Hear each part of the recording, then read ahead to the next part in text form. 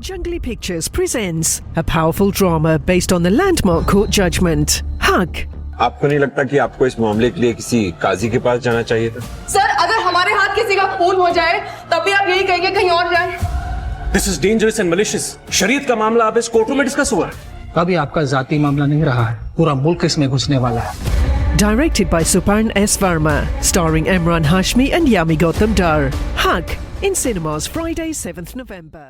हुजूर स्वागत करता हूँ, सलाम करता हूँ फुर्सत के रात दिन विद आरजे निखिल पॉडकास्ट में, जिसमें आज भी बहुत से बेहतरीन किस्से कहानियाँ लिए आपके लिए हाजिर हूँ। आज की जो किस्से कहानियों की लिस्ट है, पहले वो आपको बताई देता हूँ। भाई बताऊंगा आपको कि कैसे बना श्री 420 फिल्म का चर्चित गीत रमैया वस्तावैया। बहुत ही इंटरेस्टिंग कहानी है इसके पीछे की, जिसके बारे में आपको मालूमात होगी। और म्यूजिक डायरेक्टर उत्तम सिंह साहब ने अपने पिता की एक बात मानी और रहे हमेशा फायदे में। वो कौन सी ऐसी बात थी, क्या उन्होंने ऐसा कहा था, इसके बारे में भी आपको मालूमात होगी। और साथ ही आपको बताऊंगा कि नंदा जी, मशहूर अदाकारा नंदा जी ने अपनी भाई की मदद करने के लिए अपनी एक इच्छा को, जो कि बहुत ही उनकी प्रबल इच्छा थी, उसको उन्होंने दरकिनार कर दिया। ये कौन सी इच्छा थी, ये आपको मालूमात होगी। और स्टोरी, स्क्रीन प्ले, डायलॉग लिखने वाले सलीम जावेद की जोड़ी कौन सी ऐसी फिल्में लगी जिसमें उन्होंने कंप्लीट स्क्रिप्ट नहीं लिखी थी, यानी कि उनके साथ में कोई और को राइटर भी था। उन फिल्मों का भी आज जिक्र होगा। तो रहिए आप मेरे साथ में और फुर्सत के रात दिन विद आरजे निखिल पॉडकास्ट में इन किस्से कहानियों को बस लुत्फ उठाइए। आप सुन रहे हैं फुर्सत के रात दिन, कुछ किस्से कहानियां अफसाने विद आरजे निखिल। चलिए हुजूर, शुरुआत करता हूँ पहले किस्से के साथ में। दरअसल बात है शंकर जयकिशन साहब, हसरत जयपुरी साहब और शैलेंद्र साहब, इस चौकड़ी ने हिंदी सिनेमा को नायाब गीत दिए, पर असल जिंदगी में भी इनका अच्छा दोस्ताना था और उठना बैठना था। अब ये चारों जा रहे थे खंडाला और हमेशा की तरह अपने एक फेवरेट ढाबे पर रुके, जहाँ एक वेटर का नाम था रमैया। अब शंकर साहब तेलुगु भाषा जानते थे, तो उसे बुलाने लगे, कहने लगे रमैया वस्तावैया, रमैया वस्तावैया, यानी कि रमैया इधर आओ। तो शैलेंद्र साहब को इन दो शब्दों में थोड़ा सुर नजर आया, तो उन्होंने इसे गुनगुनाना शुरू कर दिया।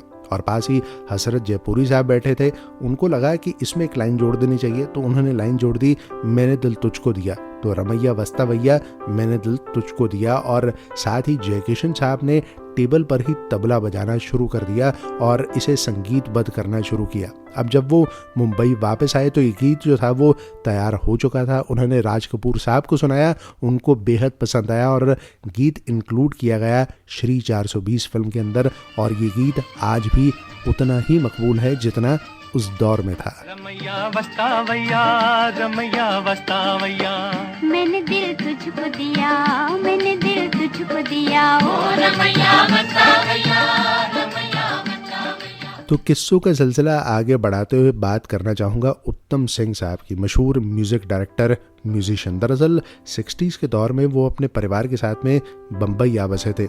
उनके पिता गुरुद्वारा साहब में कीर्तन करते थे, तो उनको देख उत्तम सिंह साहब को भी म्यूजिक में इंटरेस्ट जागना शुरू हो गया और छोटी सी उम्र में उन्होंने तबला पहले बजाना शुरू किया और बाद में म्यूजिक में ही करियर बनाने की इच्छा जाहिर की। तो पिता ने कहा कि फिल्म इंडस्ट्री के अंदर वायलिन बजाने वालों की बहुत कमी है, तुम ये साज जो है वो सीखना शुरू करो।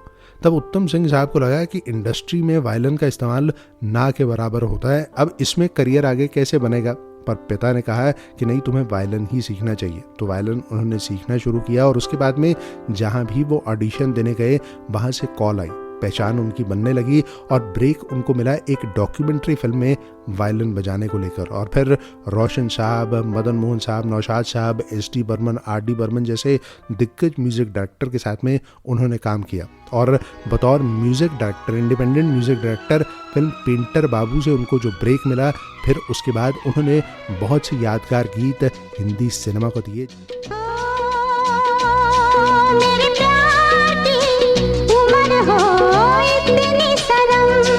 तेरे नाम से शुरू, तेरे नाम पे खत्म, मेरे प्यार की उम्र हो इतनी सनम।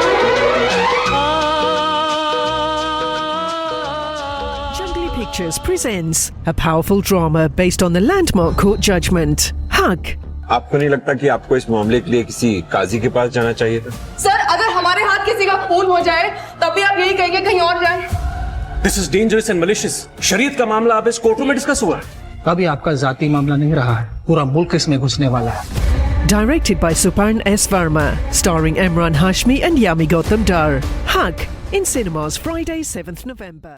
अब जिक्र उस खूबसूरत अदाकारा का जिन्होंने अपने परिवार के लिए हमेशा से कुर्बानी दी, शुरू से अपने परिवार को सपोर्ट करती रही और यहाँ तक कि वो फिल्म इंडस्ट्री में भी इसलिए आई क्योंकि उनको अपने परिवार को फाइनेंशियली सपोर्ट करना था। यहाँ जिक्र नंदा जी का। जी अब रेडियो सुनने का उनको बहुत शौक था क्योंकि उस वक्त रेडियो और फिल्में एंटरटेनमेंट का बड़ा साधन हुआ करती थी, तो रेडियो उनके पास में अपना नहीं था, इसलिए अपनी बालकनी में खड़ी हो जाती और नुक्कड़ में एक मिठाई की दुकान हुआ करती थी जहां पर रेडियो लगा होता था और उसकी आवाज़ उनके कानों तक पहुंचती, तो उसके ज़रिए ही वो प्रोग्राम सुना करती थी। तो सोचा कि क्यों ना बचत कर एक रेडियो ख़रीदा जाए। कई दिनों तक बचत का सिलसिला जो था वो जारी रहा, वो पैसे बचाती रही ताकि रेडियो ख़रीद सके। और जब ख़रीदने की बारी आई तो उनके भाई प्रफुल्ल का एक्सीडेंट हो गया और एक्सीडेंट में उनका पैर बुरी तरह से घायल हो गया और पूरी टांग के ऊपर फ्रैक्चर करना पड़ा, जिसमें खर्चा करना था। अब उनको ख्याल आया कि अगर मैं पैसे रेडियो पर लगाऊंगी तो भाई का इलाज नहीं हो पाएगा, तो इस तरह से उन्होंने अपनी इच्छा का त्याग करते हुए पूरे पैसे जो थे वो भाई के इलाज में लगा दिए। भैया मेरे राखी के बंधन को निभाना, भैया मेरे छोटी बहन को ना भुलाना, देखो ये नाता निभाना निभाना, भैया मेरे राखी के बंधन को निभाना, भैया मेरे छोटी बहन को ना भुलाना, भैया मेरे। भाई बड़ी कमाल की जोड़ी रही है सलीम जावेद साहब की और इस जोड़ी ने हिंदी सिनेमा को बेहतरीन फिल्में दी है बतौर स्टोरी, स्क्रीन प्ले और डायलॉग राइटर। पर कुछ ऐसी फिल्म्स भी है जिनकी कंप्लीट स्क्रिप्ट सलीम जावेद की जोड़ी ने नहीं लिखी थी और ऐसी फिल्म्स सामने आई हैं। उनमें से एक तो अंदाज फिल्म, जिसमें स्टोरी, स्क्रीन प्ले जो था वो सचिन भौमिक साहब का था और डायलॉग जो थे वो गुलजार साहब ने लिखे थे और एडिशनल स्क्रिप्ट में क्रेडिट दिया गया सलीम जावेद साहब को और सतीश भटनागर साहब को। और साथ ही बहुत ही चर्चित फिल्म रही हाथी मेरे साथी, जिसमें स्टोरी जो थी वो चिन्नप्पा साहब की थी जो फिल्म के प्रोड्यूसर रहे। डायलॉग लिखे थे इंदर राज आनंद साहब ने और यहाँ पर भी जो एक्स्ट्रा डायलॉग थे उसका क्रेडिट सलीम जावेद साहब को दिया गया। और वहीं सीता और गीता की बात की जाए तो स्टोरी जो थी वो सतीश भटनागर साहब की थी, स्क्रीन प्ले सलीम जावेद और सतीश भटनागर साहब ने लिखा और डायलॉग सलीम जावेद के थे। यादों की बारात फिल्म में डायलॉग जो थे वो नासिर हुसैन साहब के रहे और क्रांति फिल्म के अंदर भी डायलॉग मनोज कुमार साहब, जो क्रेडिट था वो उनको दिया गया था। तो इस तरह से ये फिल्में रही जिसमें कंप्लीट काम जो था वो सलीम जावेद साहब ने नहीं किया था, पर बाकी की फिल्मों में उन्होंने बाकमाल काम बतौर स्टोरी, स्क्रीन प्ले और डायलॉग राइटर किया और वो बहुत ही चर्चित फिल्में रही। एक सफर है सुहाना, यहाँ कल क्या हो किसने जाना। अरे ओले ओले ओले। चलिए हुजूर, आज के किस्से कहानियाँ तो इतने ही, पर साथ में अब कुछ फीडबैक के लिए मेरे पास में ईमेल्स आई हैं और कुछ कमेंट्स आए हैं। पहले तो विनी जी की ईमेल आई है जो कि रेगुलर लिसनर है, मेरा संगीत रेडियो के भी रहे और अब मेरा संगीत की जो फुर्सत के रात दिन विद आरजे निखिल पॉडकास्ट है उसके भी लिसनर है। तो उनका कहना है कि पिछली पॉडकास्ट जो उन्होंने सुनी थी वो उनको बहुत ही इंटरेस्टिंग और इन्फॉर्मेटिव लगी और साथ में उन्होंने कहा है keep up the good work my friend. और साथ में वो ये भी कह रहे हैं कि जो पॉडकास्ट अपलोड करते हैं उसे एक नंबर दिया जाए और उसमें कॉन्टेस्ट क्वेश्चन भी ऐड किया जाए। भाई आपकी ये इच्छा जल्द ही ज़रूर पूरी की जाएगी। और साथ ही पंकज पांधी साहब की ईमेल आई है, उनका कहना है कि मैं मेरा संगीत की वेबसाइट पर जाकर पॉडकास्ट सुन रहा हूँ लेकिन उसे वहाँ पर डाउनलोड नहीं कर पा रहा। भाई वहाँ आप सुन तो सकते हैं लेकिन अगर आप डाउनलोड करना चाहते हैं तो आप यूट्यूब पर, स्पॉटिफाई पर, अमेजॉन म्यूजिक, डीजर, iHeart, JioSaavn, गाना ऐप, एप्पल म्यूजिक, यहाँ पर जा सकते हैं और फ्री में उसे डाउनलोड कर सकते हैं। और साथ ही एक और ईमेल मेरे पास में आई है जो कि है अथिया के की। उन्होंने फिल्म अलबेला मूवी, क्योंकि पिछले पॉडकास्ट के अंदर जिक्र किया गया था गीता बाली जी से जुड़ा हुआ, उनसे जुड़ा ट्रिविया शेयर किया गया था, तो उन्होंने अलबेला मूवी का गीत जो है वो अपनी आवाज़ में गा कर भेजा है। तो आइए वो भी सुनते हैं। धीरे से आ जा री अखियन में निंदिया जा री आ जा, धीरे से आ जा, चुपके से नैनन की बगियन में निंदिया जा री आ जा, धीरे से आ जा।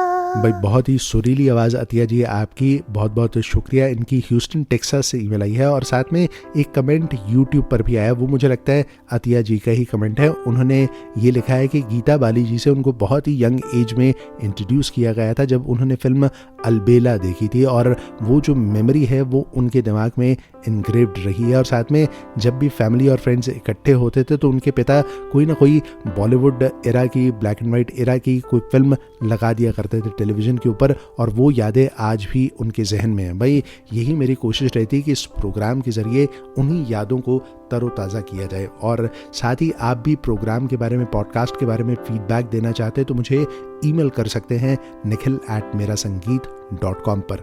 बहुत बहुत शुक्रिया। अब फिर मुलाकात होगी अगली पॉडकास्ट में कुछ और इंटरेस्टिंग ट्रिविया के साथ में। फिलहाल के लिए इजाज़त, शबा खैर। Jungly Pictures presents a powerful drama based on the landmark court judgment, Haq. आपको नहीं लगता कि आपको इस मामले के लिए किसी काजी के पास जाना चाहिए था? सर, अगर हमारे हाथ किसी का खून हो जाए तब भी आप यही कहेंगे कहीं और जाए।